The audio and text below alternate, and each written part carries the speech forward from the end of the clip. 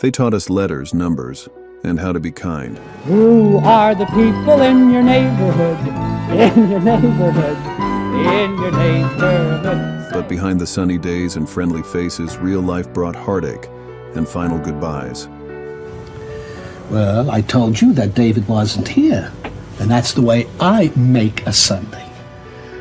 One was the heart and soul of the show, dying suddenly and shaking the cast to its core. Another lost his battle with cancer, leaving fans and friends devastated, and one beloved performer passed away suddenly. Bob McGrath, the show's friendly neighbor and music teacher, passed away on Sunday at his home in northern New Jersey. They were more than puppets and punchlines. They were family. This is the story of Sesame Street cast members who died.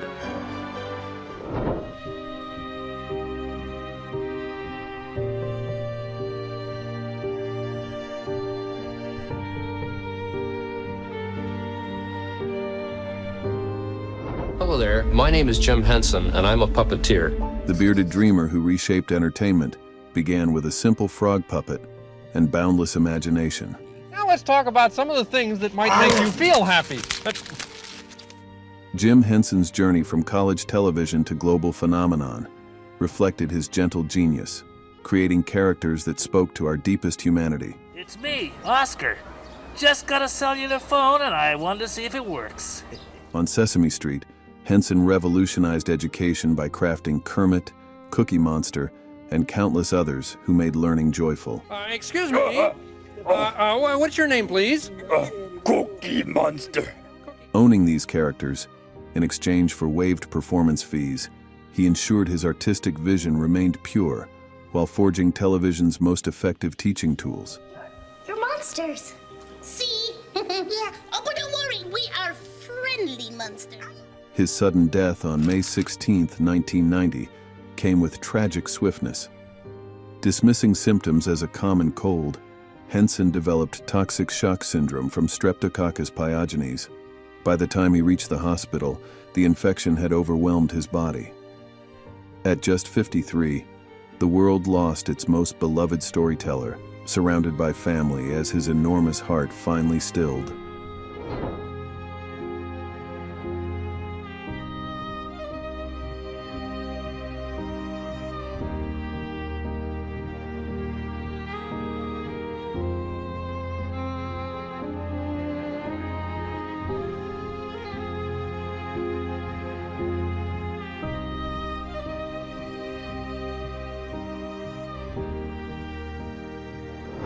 The gentle spirit behind two of television's most iconic characters, Carol Spinney brought life to Big Bird and Oscar the Grouch with rare emotional depth. Operating what's essentially one of the world's largest hand puppets. Since Big Bird stands 8 feet 2 inches tall. From childhood puppetry to global acclaim, his artistry blended joy and complexity in unforgettable ways. Yes, I love trash. On Sesame Street, Spinney embodied innocence and irony, Big Bird's wide-eyed wonder and Oscar's charming grumpiness, captivating generations. Hey, Bigfoot! Don't you want to find out what kind of song a grouch like me thinks the whole world should sing? I can guess, Oscar. His dedication spanned nearly 50 years, and he remained the sole performer of both until his 2018 retirement, choosing his successors with care. Spinney's private battle with dystonia mirrored his on-screen grace. Diagnosed in 2015, he continued to inspire until his peaceful passing on December 8, 2019. At 85, the world bid farewell to a legend whose heart and hands forever changed how childhood feels.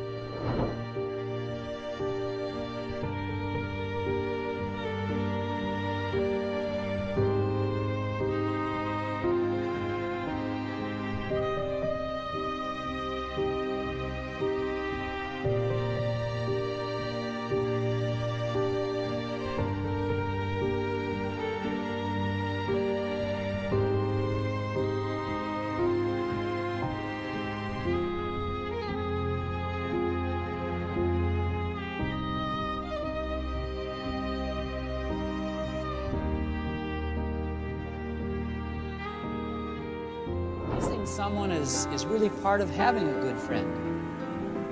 You're happy when they're around, and you're sad when they're away. Before puppets sang or letters danced, there was Bob McGrath, his voice calm and melodic, welcoming generations into a world of music and kindness. Groceries here? Oh, hi there. Yes, as a matter of fact, I did. Yeah, these are your groceries. Have you got sir. everything I ordered? No. An original cast member from Sesame Street's 1969 debut, Bob embodied the neighborhood soul, the steady music teacher whose songs made children feel seen, safe, and joyful. Who are the people in your neighborhood? In your neighborhood. In your neighborhood. A classically trained singer turned global pop star, McGrath brought warmth from Tokyo stages to TV's most iconic street. For nearly 5 decades, he taught through harmony, not just melody. When he died on December 4, 2022 at age 90, peacefully and surrounded by family, the world didn't just lose a performer, it lost a voice of pure reassurance.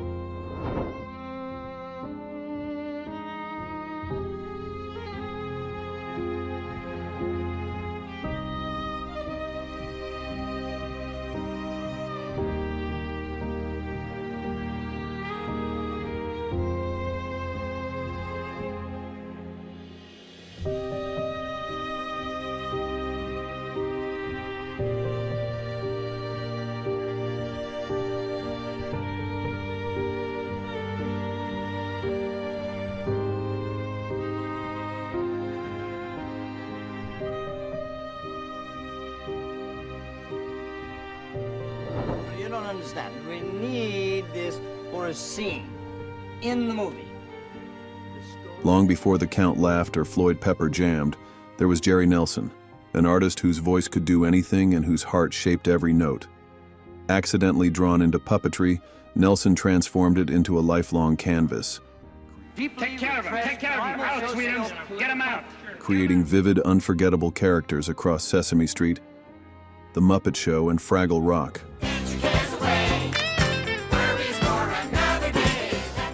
A master of melody and mimicry, he was the soul of Count Von Count, Gobo Fraggle, Robin the Frog, and countless others, each crafted with care and rich with personality. Have you ever had the tomato surprise? No, I've never had the tomato surprise. How do you know you do not what?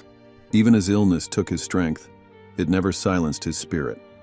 When Nelson died on August 23, 2012 at 78, he left behind a legacy sung by generations.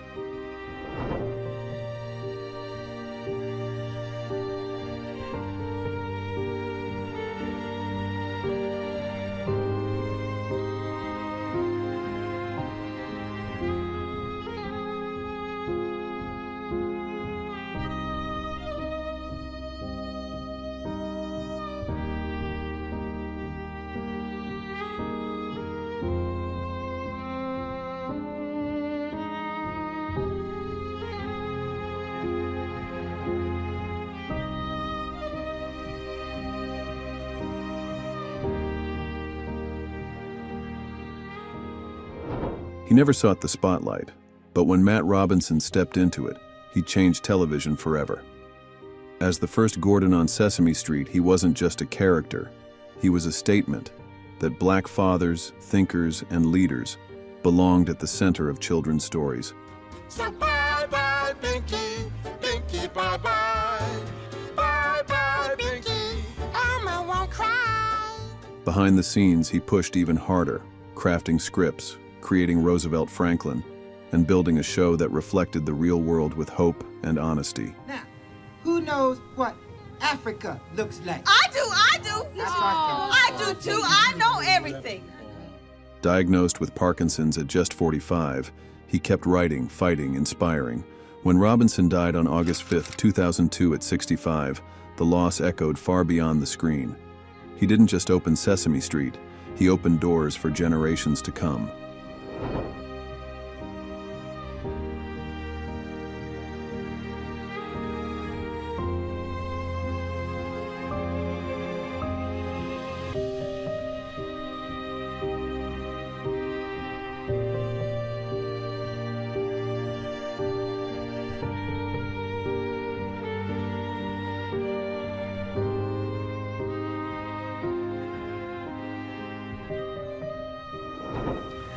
Well, I told you that David wasn't here, and that's the way I make a Sunday.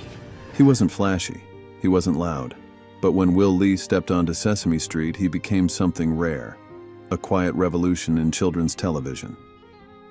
As Mr. Hooper, the kindly shopkeeper with a no-nonsense edge, Lee brought wisdom, warmth, and humanity to a world of puppets and play. No, you don't have to apologize. I should apologize for getting so excited just because you don't do things the way I do it.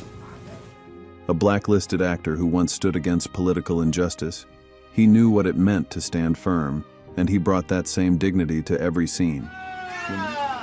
Welcome to Loud Sesame Street. When Lee died on December 7th, 1982, Sesame Street didn't turn away. Instead, it honored him on-screen in truth with one of TV's most powerful moments. Will Lee didn't just play Mr. Hooper. He gave children the gift of grieving with grace.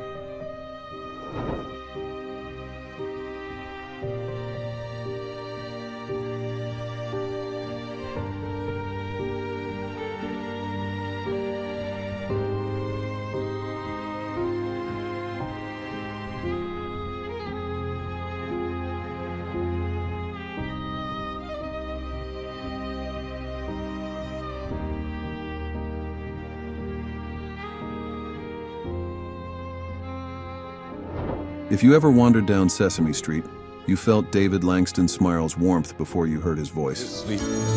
When it's quiet like this, it's easy to sleep. As Mr. Hanford, the retired firefighter who took over Hooper's store, Smile brought music, joy, and heart to every scene. And he is proud, so very proud to be your dear old dad. His smile was steady, his presence grounding, and his spirit lit up the screen like sunlight through a city window. Off camera, Smile was just as generous. A poet, a mentor, and a fierce advocate for the arts, he gave his time and talent to communities that needed him most. His life was full of rhythm, spoken, sung, and shared. Something must be wrong now, people. Too many things are going right. Something must be wrong now, people. See ya. On March 22, 2016, lung cancer took him from us. But on Sesame Street, his laughter still echoes.